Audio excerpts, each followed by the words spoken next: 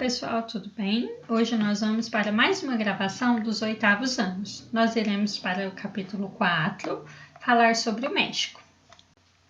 Bom, o México é o único país latino-americano situado na América do Norte. O México e o Brasil são os dois países mais populosos e industrializados da América Latina. E ele possui a segunda maior população da América Latina, só é inferior à do Brasil. Faz fronteira com os Estados Unidos ao norte e com dois países da América Central, Guatemala e Belize, como mostra aqui no mapa.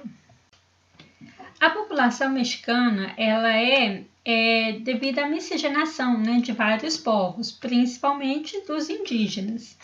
E também há um notável crescimento da capital, que é a maior metrópole do país. A capital do México é a Cidade do México. O México ele possui um formato afunilado, mais longo ao norte e vai se estreitando ao sul. E ele é banhado por dois oceanos, o Atlântico e o Pacífico. O Atlântico ele fica a leste e o Pacífico ele fica a oeste do território. O clima em geral ele é tropical e ameno nos altiplanos e ele é desértico em áreas ao norte do país. Mas há um inconveniente de ter um poderoso vizinho ao norte. Quem é esse vizinho? Os Estados Unidos. E ele limita-se com os Estados Unidos pelo Rio Grande, que constitui a principal fronteira entre esses dois países. E há também uma perda de territórios, que essa perda de territórios houve no século XIX, que os Estados Unidos eles quis expandir seu território para o oeste à custa de nações indígenas e para o sul à custa do México, que antigamente 4 dos atuais estados norte-americanos, que o Texas, a Califórnia, o Novo México e o Arizona pertenciam ao México. E além desses 4 estados, grandes porções de estados como Utah e Colorado também faziam parte do território do México. Mas a conquista desses territórios deu-se no período de 1824 a 1853 e ela foi realizada pela força das armas e seguida de tratados impostos pelos Estados Unidos ao governo do México. E houve também a desnacionalização dos setores da economia. O que quer dizer isso, Então, a vizinhança com os Estados Unidos divide a opinião dos mexicanos, porque alguns consideram positivos e outros consideram pontos negativos. Mas nas últimas décadas, inúmeras empresas norte-americanas elas obtiveram permissão para se instalar no México. Dessa maneira, os investimentos feitos por outros países, principalmente dos Estados Unidos, eles desnacionalizaram boa parte da economia mexicana, especialmente nos setores mais avançados. E nós temos um outro problema no México também, que é a imigração. Esse fato ele é desfavorável, pela vizinhança que tem com os Estados Unidos. E na imigração, segundo alguns dados, cerca de 1 milhão de mexicanos cruzam ou tentam cruzar a fronteira com os Estados Unidos.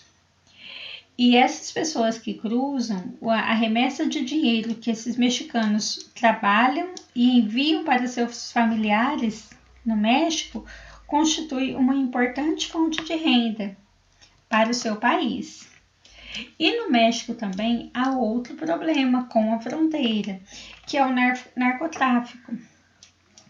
Que no México há vários cartéis que disputam o controle do comércio de droga dentro e fora do país, sobretudo com os Estados Unidos.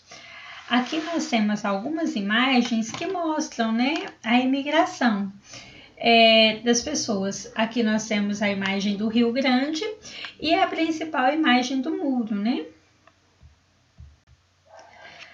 Bom, sobre o turismo e a economia do México.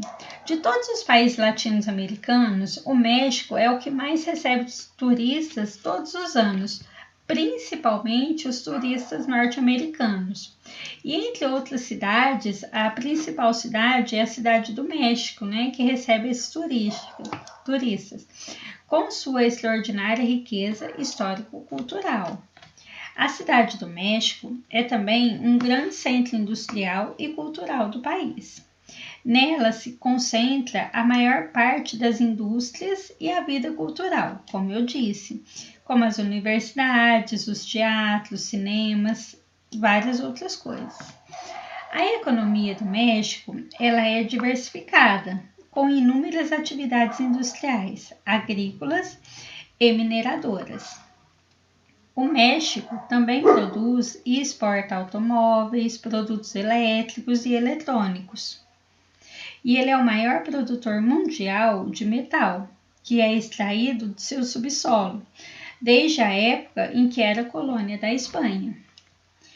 Já as atividades rurais, apesar de terem passado recentemente por uma relativa mecanização, ainda são executadas de forma tradicional. Aqui tem algumas imagens dos pontos turísticos, né, de Cancún e de Tulum.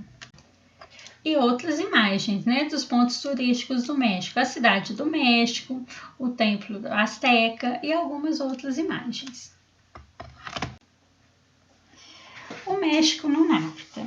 A assinatura, em 1993, do Acordo de Livre Comércio da América do Norte entre os Estados Unidos, Canadá e México, sem dúvida nenhuma, assinala importantes mudanças nas relações entre os dois vizinhos, separados pelo Rio Grande.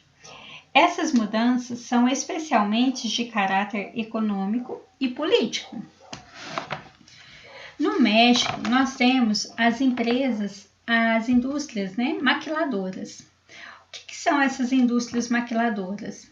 Elas são áreas industriais situadas principalmente no norte do país, né, do México, e que trabalham firmas multinacionais, ou seja, elas fabricam peças ou produtos com baixos custos, que serão aproveitados pelas indústrias estadunidenses, que se instalam suas filiais no México para fugir dos elevados salários que existem nos Estados Unidos. O NAFTA, ele não é semelhante à União Europeia. Por que ele não é semelhante? Porque ele é apenas uma zona de livre comércio, sem interação política. Quer dizer, as pessoas não têm direito a um passaporte único, ao direito de ir e vir. Então, não é como existe na União Europeia, né? Uma Europa unificada. Nós temos o símbolo do NAFTA, né? Com a bandeira dos 3 países. Até a próxima aula, pessoal!